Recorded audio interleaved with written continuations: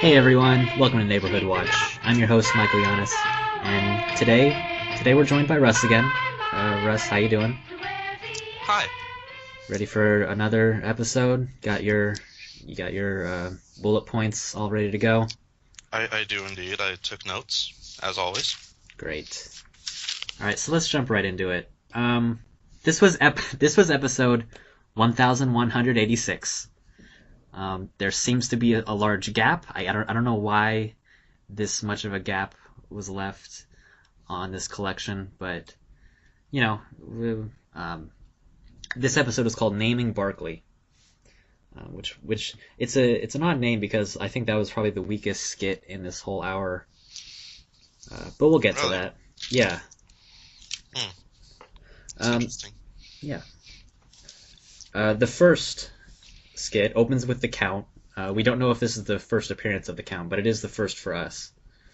I love the Count. Yes. Solid character. Yeah, he wants us to count the number of times that we say hello to new characters appearing on screen. And we get to see, like, it's been 1,000 episodes since our last peek into Sesame Street. Some people have changed. They have. They've gotten older, Hmm. closer to death. Gordon lost his hair. That's the main thing. Gordon's bald now. No more mutton chops.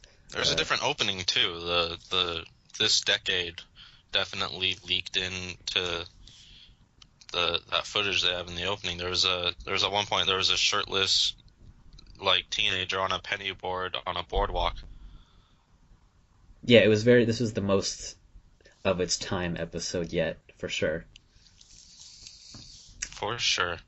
So the Count counts as hellos, and then we move on to um, some sort of like sign language little animation bit. We thought it was interesting. We thought it was heading down like a sign language theme because one of the people that we said hello to with the Count was using sign language. Yeah. Well, we'll save the theme for later, like a larger discussion of it, as the discussion will naturally drift towards that as we move through the bits and it You don't becomes you don't more want to apparent. come out swinging as you normally do. That's kind of your thing. I, what do you mean? You don't think like I don't know the Count is like initiating his fascist rule by getting everyone in line saying hello or some garbage like that. Fascist? What? It's a children's show. So it starts out with the Count saying hello to everybody, and I think that's he's counting how many hellos because we all have our own hello to give. Yeah, you're right. It is a very pleasant way of opening the show. I agree. And because the way a deaf person might say hello, it's no worse than how a hearing person might say hello. I agree. Huh. That's Um, good. so after the sign language portion, we had the Disco D song. This was great. This was the first indication that we had entered a new era of Sesame Street.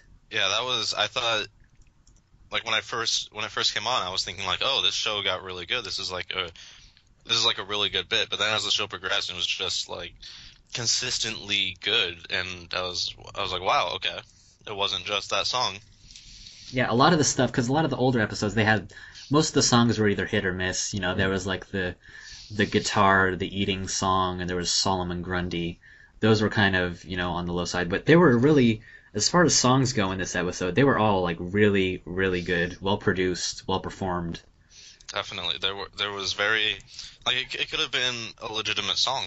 Like I could hear this. I can imagine this being played on the radio if I were to be in the 1970s. Yeah, definitely. I think the pacing of these episodes is a lot better as well because the next stuff after that, because Disco D is a bit of a long one, like it's a full length, Hmm. like 2 minute or so song, and then Yeah, after that is two quick things, which is the sponsor of this episode is D. yeah. Which it makes more apparent than previous episodes. Like before, they kind of kept you guessing, like, okay, who's the sponsor here? But then it made it clear, like, okay, D and two. Yeah, they've consolidated one letter, one number. It's very consistent. It's very strong. Yeah. Well, I like the next bit was he was using a D as a shovel. Yeah, yeah. to dig, because dig starts with D. And then as he digs, which again begins with the letter D, he digs D again and finds a dinosaur, which, as would be suggested by the sponsor, starts with D.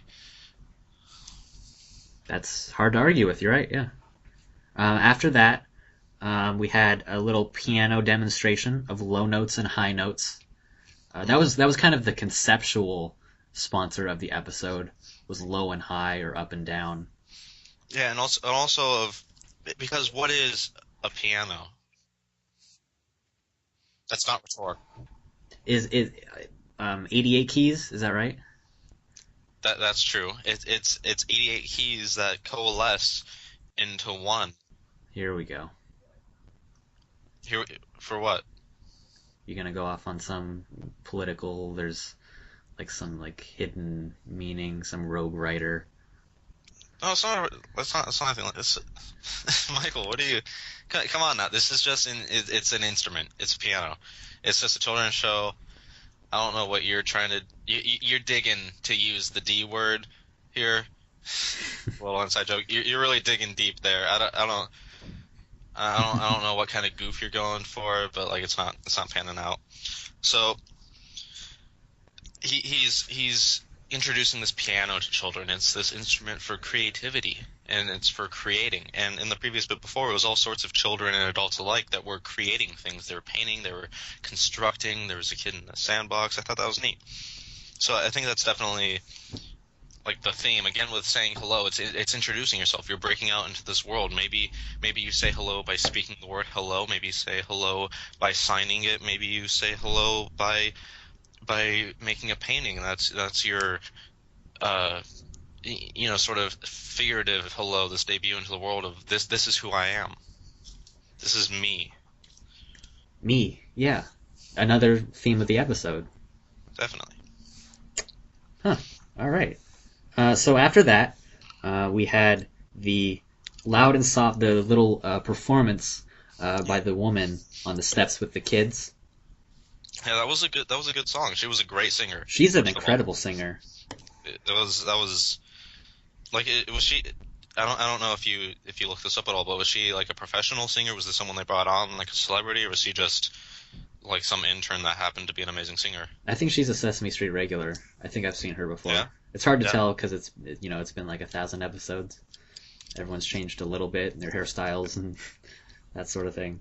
Lack thereof. Right. So she sort of teaches them. It's very kind of like this.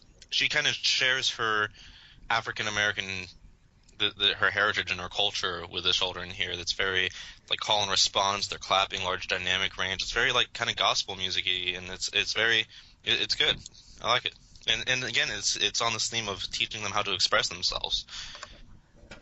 And then it's giving them another tool in their toolbox for how to express themselves. Of this, you can be loud or you can be quiet, and the contrast between them adds something to it.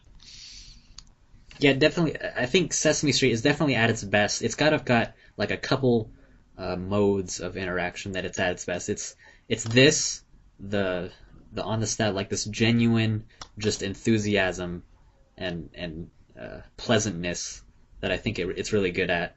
After that, we had a little animation cheering with dogs and cats, spelling out dog with D again.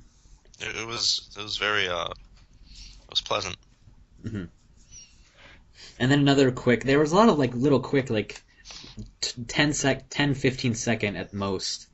Yeah, it was great because they put because they were able to focus a lot more into these 10 seconds instead of drawing it out, and it was just they're delightful.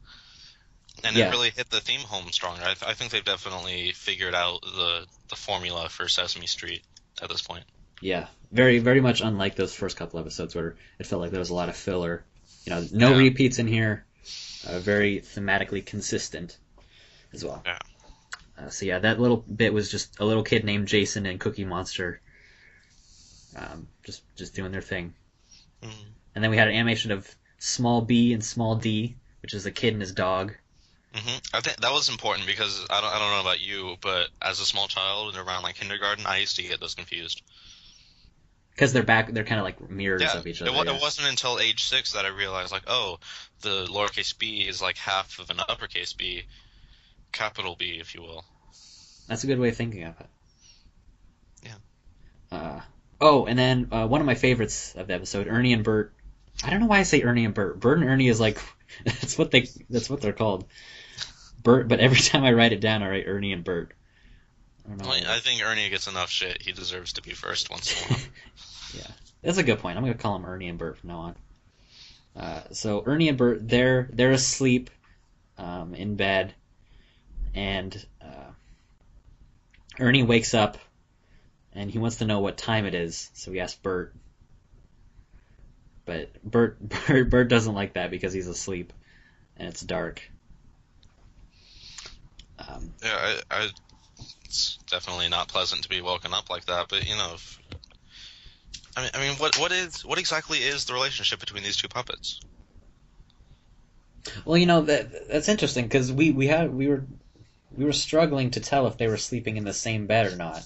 The angle definitely made it look like it was the same bed. Right. It kind of gave them this like plausible deniability of, oh no, if you look here, like maybe they're not. But like I think that you're meant to think that they are. Yeah. And so they're definitely close in some way. I don't know if they're just friends. I don't know if Bert is Ernie's like nurse, or if Oh, so you've come around to my way of thinking. I'm undecided at this point, but I all I can say with certainty is that they're close, and at this level of closeness, regardless of the type of relationship, at this level of closeness where they're sleeping in the same room together, I think that Bert should be more understanding with Ernie. I mean, it's understandable. You wake up. I mean, you're in a deep sleep, having a nice dream with Seth Rogen or what have you, and you're just it's relaxing and peaceful, and then you get woken up, and like that first reaction is kind of to be like, oh, like what the fuck are you doing? But then like after that you sort of like step back, like, oh, okay, it's like Ernie, like you wake up and move out of that primitive mindset. But Bert never did. He never had the patience with Ernie, and I think that's unhealthy. I think that they're close, but it's unhealthy. Maybe they shouldn't be so close. I think that they jumped into that physical level of closeness before they developed and built along and walked along. Like there should be a sort of staircase that you walk along that leads up to it, and you get to that point of Bert and Ernie sleeping with each other. But until they've reached that point, I think that maybe Bert should look into getting his own apartment. Wow, you think that's quite something because like we're at the start of the show they have their own apartment, like that's their relationship. Yeah, but it moves too fast. Okay, I suppose I agree. But I mean they make it work. I think that's the important thing. Like Ernie's the perfect partner for Bert. I think. You think so? Yeah, I think anyone else, if they were paired up with Bert, would not have made it 1,186 episodes. But you've got that special something in Ernie that says, well, I'm not like that. He understands that Bert's that way.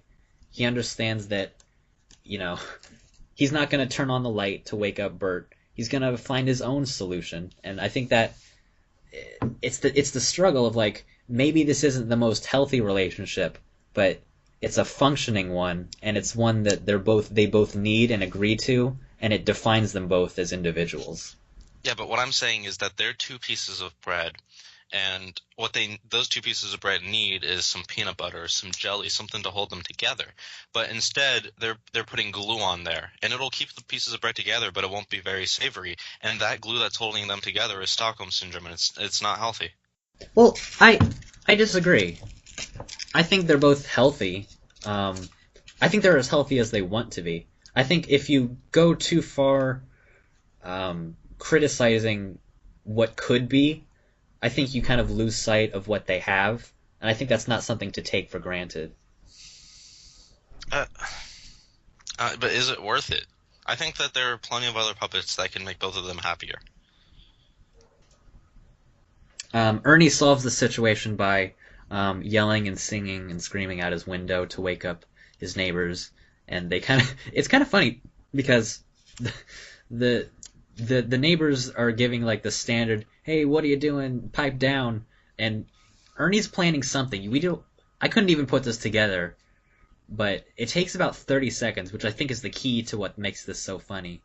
It takes about 30 seconds until some neighbor guy yells out, "It's 3 a.m. What are you doing? Pipe down." Like I saw what Ernie was doing, but I was expecting it to be like right away, like, hey, it's 3 a.m. Blah, blah. But no, they drew it out and it kept me guessing, like, oh, maybe it's not. And it was, but it definitely caught me off guard. It built a suspense. Timing. It's all about timing. That's what Yeah. they say. After that, this is still the Sesame Street we know and love. There were still some clips of animals in zoos and in the wild. This time it was flamingos, and also some ducks. But the flamingos were the main event because they were kind of like all moving in unison. Now, I've never seen flamingos in real life. I don't think I've ever been to a zoo where flamingos were. Is that like a natural thing? Because the way they were moving was like really, really synchronized to a concerning degree, like they were trained or something. Well, it's actually quite easy to get flamingos to move all in unison if you just play like a catchy tune near them. They'll kind of start moving. Music is such a natural instinct. It's instinctual. Yeah, those legs. I bet they're pretty good on the dance floor. Definitely, they very much. They're flamingos. And while this is like the filleriest. Sure. This is the most fillery bit of the whole episode, but it's less than in episodes we've watched previously, and it's still it's better. The quality is better. Before it was just like obviously just stock footage they got. This looks like I wouldn't be surprised if they actually went out and sought out these birds and recorded this for themselves. And like it seemed more purposeful. Yeah, and the pace. It's important to again. I point out the pacing of it. It comes after an Ert and Bernie like comedy bit, and it's before like more educational stuff. It's a nice sort of valley in the sort of peaks and valleys of energy in this. Did you say Ert and Bernie? Did I say Ert and Bernie? I think you said Ert and Bernie. Oh shit! What the fuck are their names? All right. After that, we go back to Up and Down with John John. This was great. John John is a star. He was good actor. His to get its own spinoff. Yeah. Jim Henson's John John and friends. He gives a great demonstration of up and down, up and down, up and down, up and down. That's all it is, but he sells it, baby. He does. He was enthusiastic. You could feel like the other kids. It just seemed like they were just feeding them lines, but this kid, he was really, he was feeling up and down. You could every time he said up and every time he said down, he didn't even need to tell you the definition. He didn't need to point up or point down. You could just in his tone of voice. He's definitely. It's astounding. It's great. I was left speechless. After that, we had the burp rearrangement little skit. This one was a little confusing because it didn't really have anything to do with the themes. Yeah, it was still. I think that at this point, this is when. You have to keep in mind this show was aiming for all sorts of age groups. There were kids watching Sesame Street like age like 2 to age. What would you say? What was the upper range of that? I'd probably say 6 years old is probably 6 years old cap. Yeah. Okay, so like a 2-year-old and a 6-year-old know very different things. 6-year-old's already been through 2 years of schooling, right? Yeah. And God knows what else.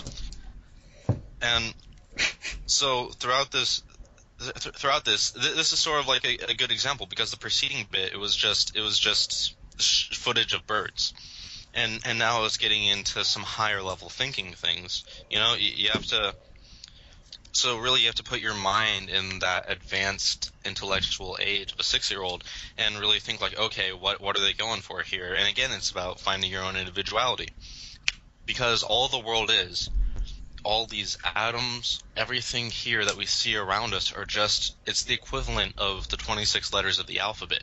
There are infinite arrangements of that. You can have them in all sorts of orders, all sorts of sized words, and what he's finding here is finding his arrangement.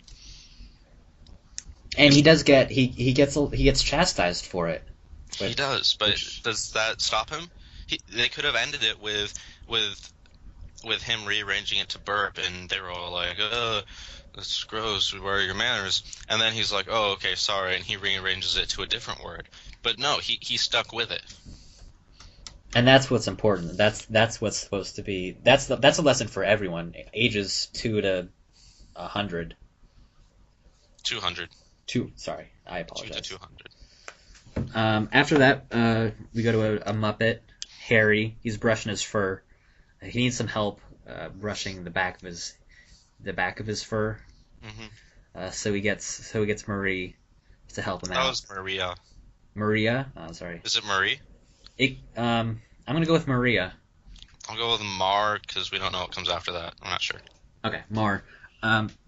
Gets some help from Mar brushing the back of his hair, and then he offers to swap. He's like, and the important thing to understand this scene is that this Muppet is probably the scariest Muppet in the whole crew.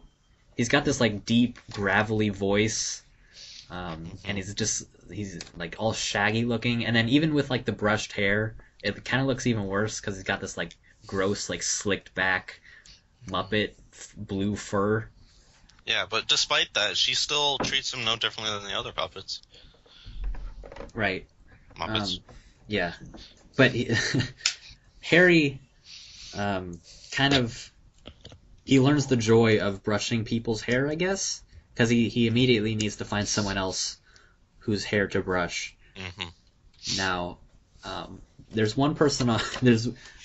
The speed at which the next person comes out on set is probably the funniest thing about this skit, because as soon as Maria's offset and Harry's like, I gotta brush someone else's hair, Gordon's here. Shiny, bald-headed Gordon. It's a good look for him. I do miss the mutton chops, however. Yeah. But, this is his way of finding his individuality. This is how he feels, this is what he feels is his best manifestation. But Harry can't brush his hair. That's funny, because he's bald. After that, we had an animation with a witch and a girl who identifies herself as me. Mm-hmm. And this witch is casting a bunch of spells on this girl to turn her into different objects, like a spoon, a flower, and it just keeps going rapid fire transformations. But this girl refuses to abide by the witch's rules. Mm-hmm. Now, who do you think the witch is representing here? I think you could probably like authority figures trying to imprint themselves upon this little girl. But she's not even trying to imprint herself. She didn't turn her into another witch. She turned her into various objects. Sure, maybe that was the wrong verbiage. Turn her into what she doesn't want to be. Yeah, what the witch feels is her best form. But that doesn't always equivalent to me, in her words. And it doesn't take away from her meanness either. It doesn't. No matter what she turns her into, she's still me. Her. She'll never not be me. She says that. It's moving. And the witch learns this lesson, because after the girl leaves in her normal form, the witch pulls out a mirror, and she's like, I'm me. And it's nice, but the mirror breaks because she's ugly. She's an ugly woman. Yeah, but this is the important thing. The mirror breaks, and then she smiles. It's like with the burp thing. It's like he was being chastised, but he stuck with it. The mirror broke, and maybe she's not the physically best according to the mirror standards. See, at this point, this is when the witch becomes the girl, takes the girl's place, and the mirror takes the witch's place, because now the mirror is saying, no, you're not good enough, you're this, and she says, no, I'm still me, and I'm happy with that. I like that interpretation a lot of the mirror kind of breaking at the end and the witch smiling. I think that's a good. I think there's a lot to dig into there. I like it. Thank you. After that, the picnic scene with the dog. Well, also, I think you're skipping not necessarily important, but it was good placement here. After that witch sketch, there was a woman singing "Me," like the solfege. Oh right, I could have easily skipped over that. It was 5 seconds long. Yeah, it was. It's a little random, but it didn't even take up like a significant amount of space. So it wasn't going for filler, so it was definitely purposeful in its placement there. But you know, Worth mentioning for sure. definitely.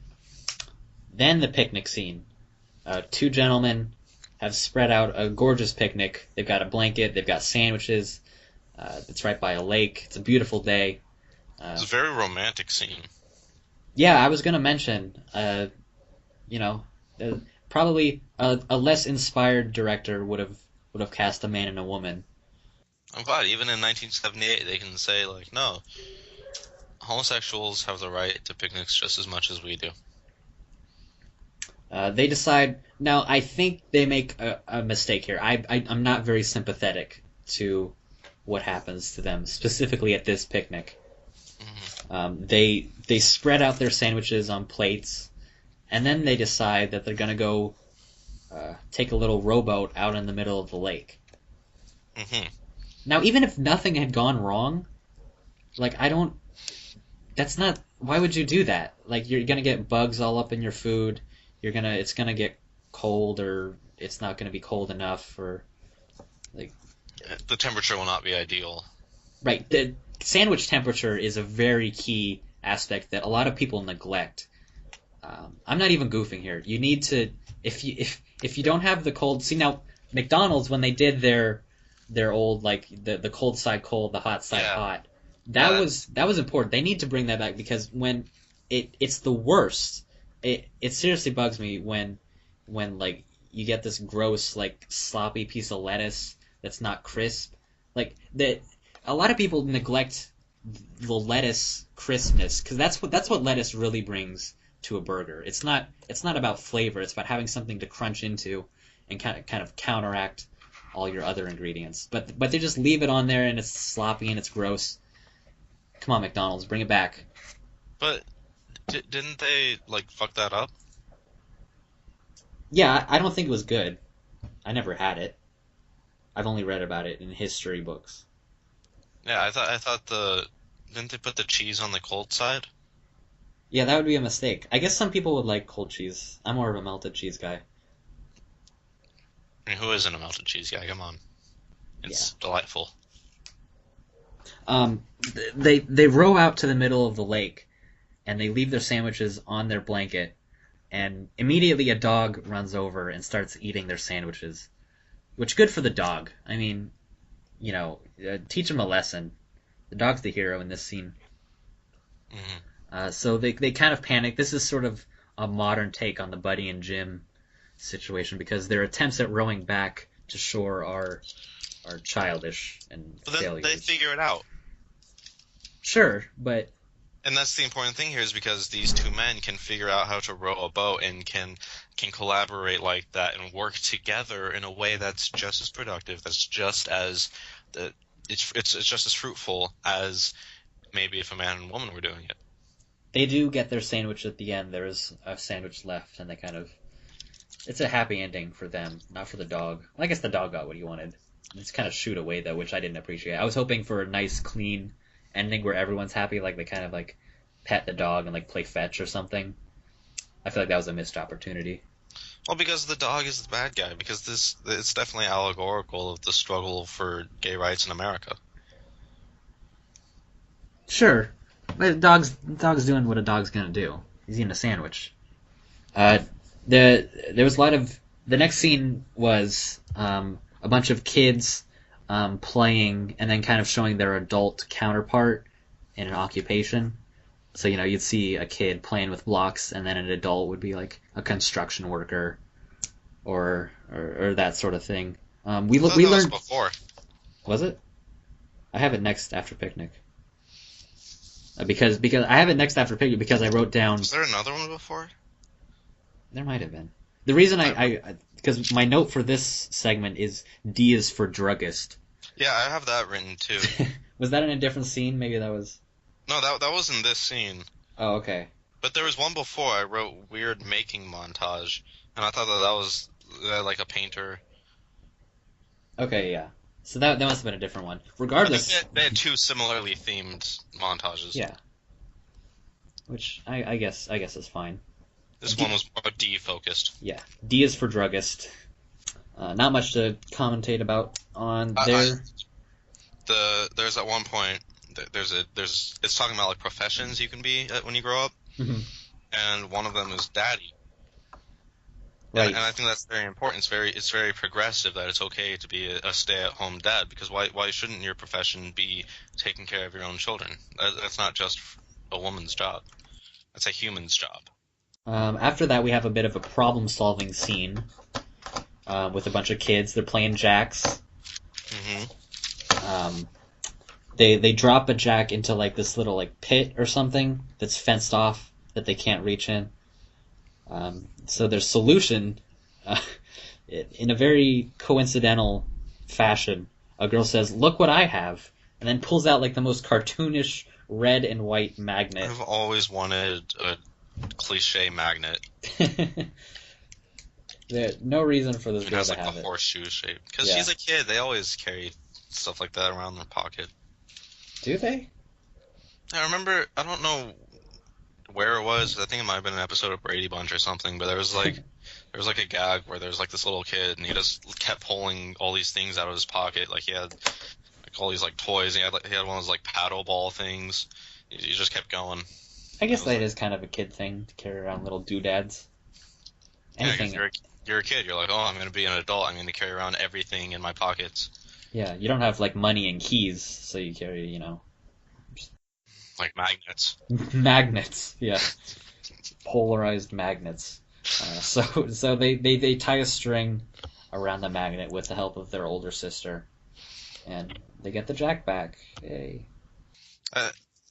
They did use the older sister because while they may have had that cognitive side down, they may have been like, okay, I know what to do. I know that I need a magnet to tie to a string for this. They still don't have the mechanical side down, but it's still, again, it's the thing about finding your individuality. You can still succeed despite any arbitrary physical limitations. You can still. All you need is that side of saying, oh, what I need is a magnet tied to a string, and others should be there to help you out with that and to help you succeed in whatever you choose to tie your magnet to. Yeah, absolutely. After that, we had a quick little animation of, it was a very sort of minimalist looking animation where it was a black and white, just a sketch of a guy sitting on a step, and a bunch of junk falls on him when he says the word down. I guess this is really just to illustrate up and down, because he kind of walks over and he says down again, some stuff falls on him, and he kind of climbs some stairs, and then the stuff falls up on him in a weird that was a good one. Yeah. Nice and quick, nice and fun. Then we had the first appearance, to our knowledge, of Snuffleupagus. Mm-hmm. And I'm tempted to believe that this is among the first appearances of him as well, because most of the residents of Sesame Street do not believe in the existence of Snuffleupagus. Yeah. He's kind of a legend, we're meant to believe.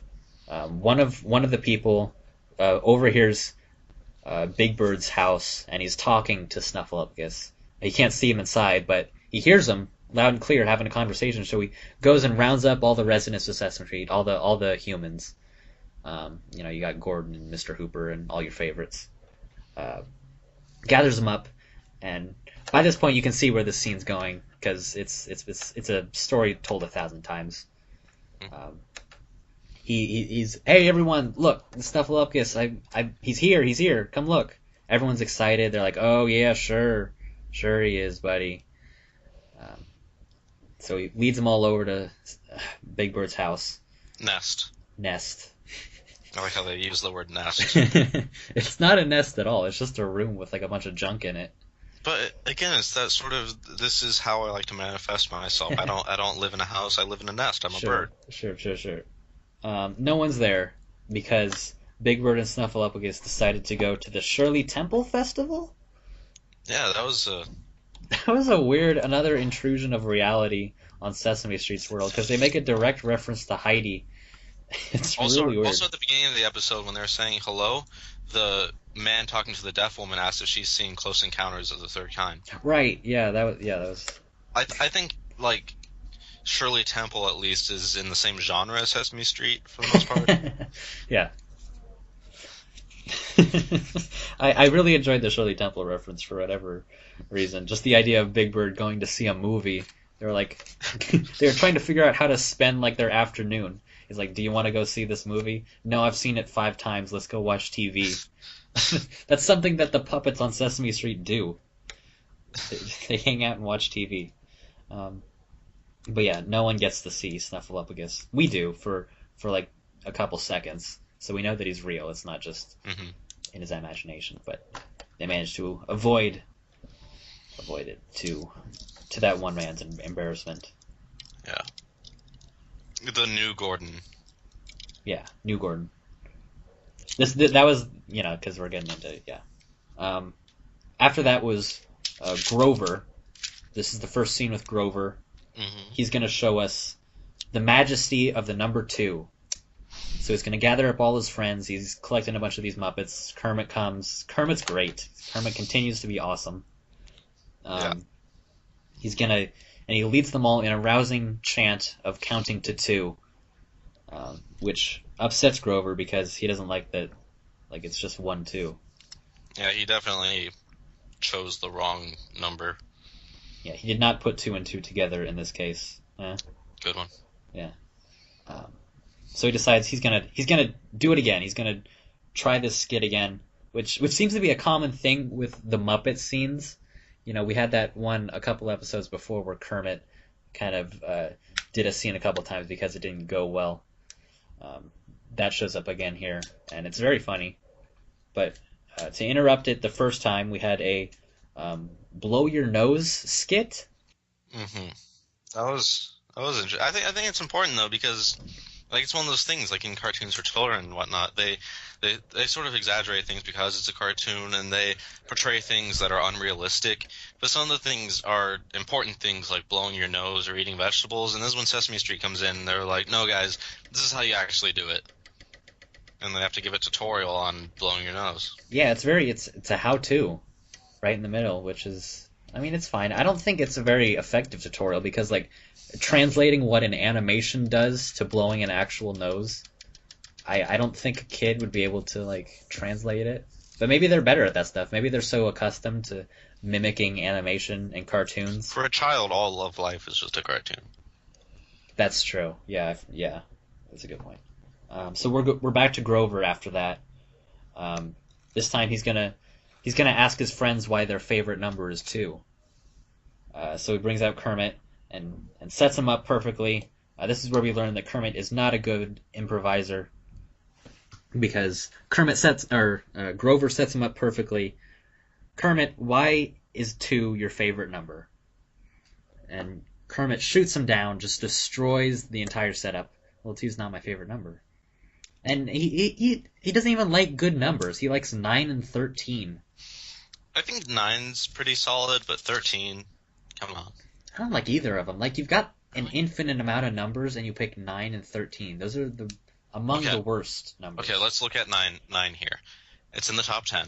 That's important. It's 3 cubed is 9. I think that's pretty neat.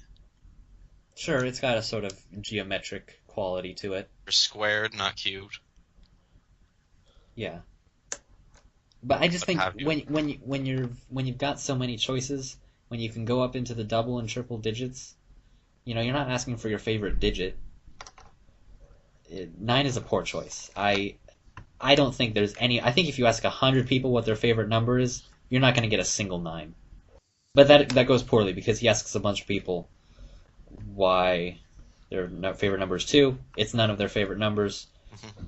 This is a neat little segment here because we learned that Count's favorite number used to be 34,969, but his current favorite number is 11,827,000,000 something. Grover cuts him off, but we got a good start there. Yeah. The Count likes high numbers. Because he's an expert on this. Yeah, he is. Choosing 9 or something lower than like 10,000 as your favorite number is like choosing Moving Pictures as your favorite Rush album. Who would do such a thing? After that, we have a demonstration of how a faucet works, which I think it's interesting that both of these skits are like very instructional, very straightforward, straight-faced.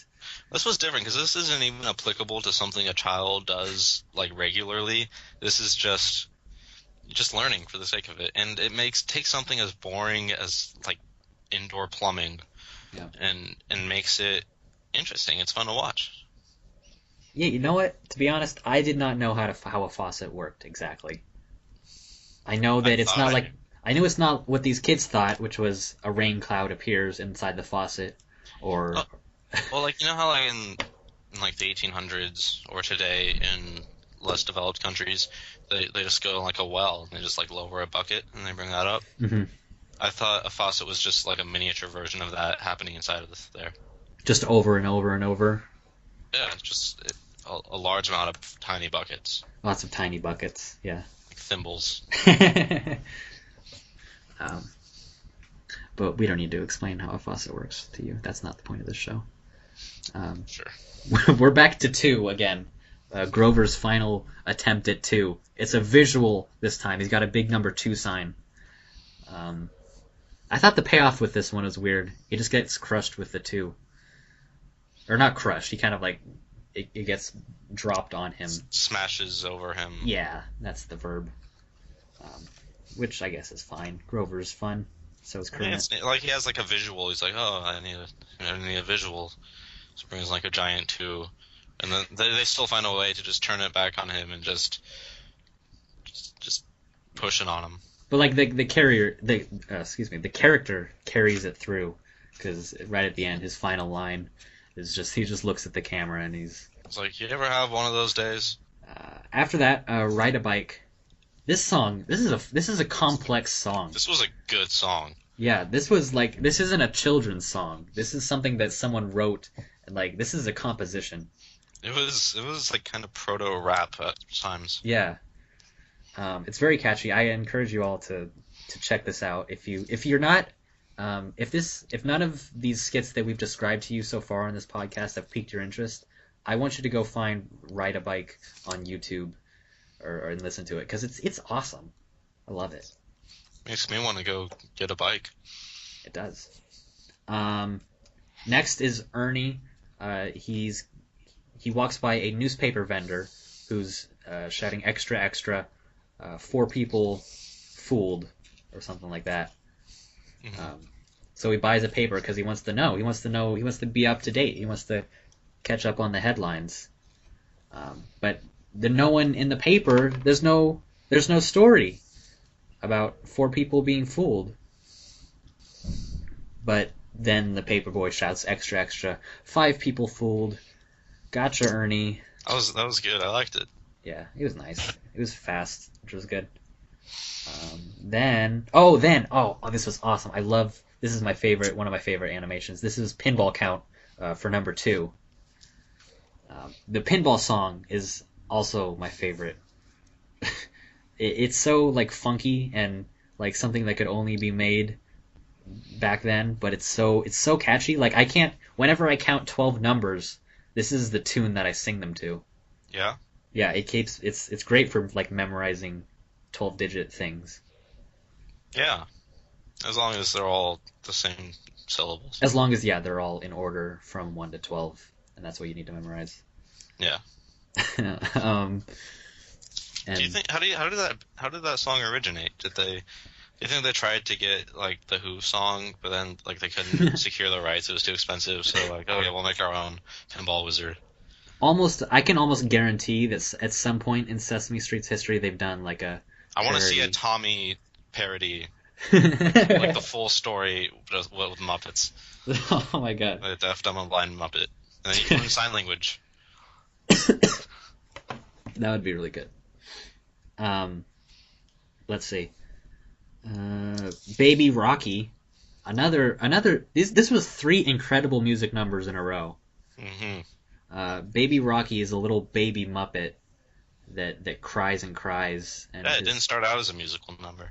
Yeah, it just starts out just this kind of innocuous thing. It was you don't really get a good look at the baby Muppet, so it was kind of creepy looking at first because it's just kind of this weird Muppet face in a crib.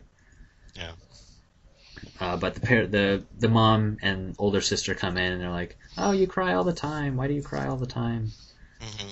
And then when everyone's gone, when mommy and sister are off to sleep, baby comes out to play. And becomes a rock star.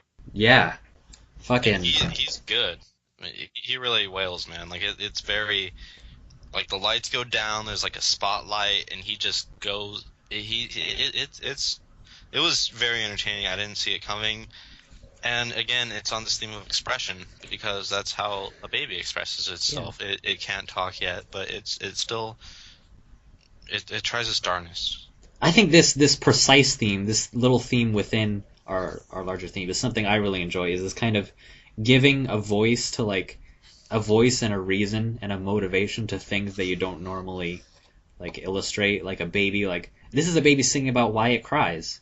Mm-hmm. I think that's a really strong idea that Sesame Street has been really good at exploiting. Also, like you gotta look at their demographic. The people who are watching this. There's a lot of children who might have younger siblings, and they might get annoyed with them. And this is teaching them to have some sort of empathy with them. Like he can't talk. He would if he could, but yeah. he until he learns, he just has to cry. And it's a very inspired piece. Yeah. The 2 Train was after this. That was good. A little less substance, but still a lot of fun. Mm-hmm. The chugging of a train sounds like 2. That's about all you need to know. Then we get to the namesake of this episode. No, that's not true. There was a man with a basketball. Oh, you're right. I did not. I skipped right over it. How could I? Very important. That was one of my favorites, I think, of this episode. Really? The man with the basketball. He went upstairs and he was like up, and then he dropped it and he was like down. And I liked at the end how he was like fast going up it and like zigzags. Is it weird that I really enjoy when like a basketball or something bounces down a bunch of stairs? Yes. I really enjoy watching that. Like that's something that like because normally when that happens to you, it's like game over. Mm-hmm. But getting to see it happen and it's like not a deal for you, I was very, I don't know, it was like cathartic. It creates this whole new game of bring the basketball back up the stairs. Yeah. All right. Then the namesake of this episode, Woof Woof, is this sort of giant Big Bird Snuffleupagus style Muppet. I'm still confused as to the anatomy of this thing. Yeah, I don't know how they made that happen. I don't know if it's like 2 little people inside this thing, or if it's one guy on all 4s. Or one dog in a Muppet costume. Or a dog in a Muppet costume. Oh shit, is a dog in a Muppet costume? Can they do that? It did have very dog-like movements, but I don't think a dog would be that willing to subject itself to becoming a Muppet. I think it would like chew off the costume. That's a good point. But Woof Woof, we've decided, Gordon has decided, needs a new name. Mm-hmm. It needs to be named Barkley instead. Yeah. So he rounds up all the residents of Sesame Street to take a vote because there's a strong opposition to renaming him. And it's split. It's a 9-9 tie. You know, you've got Gordon and some kids and his wife over on one side, and then you've got Bob and Mr. Hooper on the other. So has Barkley always been this common name? Because I only know Barkley from like Charles Barkley. I honestly thought, I don't know much, but I thought like this probably would have been close to like Charles Barkley's like he was heyday. 15 at the time of this. Oh shit. See, now I was expecting like, oh look, it's our good friend Charles Barkley, and then he like shows up. And then he shows how to actually spin a basketball and not drop it down the stairs. Yeah. That would have been a good transition into that bit. Oh, you're right. Dog. I'm excited to get into like later seasons of Sesame Street because I want to know if they like reference old stuff for like people in the know. Because I know they've like redone Pinball Count, like they've done some new animations for that. Like no one's seen every episode though, right? Right. Like at any given point in Sesame Street's incarnation, there are people who haven't been around the whole time. Do you think any literal one person has seen every episode? Because like their episode, you man. God, I hope so. That would be an exclusive club that I'm okay with being in. But he does get renamed Barkley because Barkley himself makes the final choice, which I thought was weird. It was not a very satisfying payoff to they just decide it by like calling his name to one side or the other. Again, is what the dog chooses to be. Oh, you're right. It's what he identifies as. Yeah. It's a better name. I agree. Barkley. Mm-hmm. So does he. Warthogs was next. Another animal footage scene narrated by Oscar the Grouch, who's fond of warthogs. I don't know. Not much to this one. They kind of just do their thing. It's short, which is good. In earlier episodes, this probably would have gone on too long, but new modern post episode 1000 Sesame Street knows when to cut it off, knows when they've had too much. Also, the way they edited it together, it was it wasn't like a complete narrative, but there's definitely something going on in the warthogs' heads that made it seem like there was like these 3 warthogs, 2 of them were playing, 1 of them got left behind in the end. Yeah, it was nice. After that, we had an extended scene of the sort of Charlie Chaplin knockoff impersonator doing a mime scene. This sort of where it's like a mirror, they're mirroring each other. Yeah, that was. I didn't even realize it wasn't a real mirror till like halfway through. They were very skillful. I'll give them that. Until they started doing fancier stuff towards the end. Yeah. But then at that point, it was like it worked. Yeah, at that point they've built up enough. Like you're impressed enough with them that they're pulling off this more advanced technique. You kind of give them you cut them some slack. Yeah. Then we move on to a girl buttoning her jacket. Yeah, that was nice. I always feel bad because like I can't say anything bad about this because it's so short. Like I can't say like it wasted my time or like it's not worth it because it's like 10 seconds long. That said, I don't think there was much to it. Yeah. Yeah. Our discussion of it was longer than.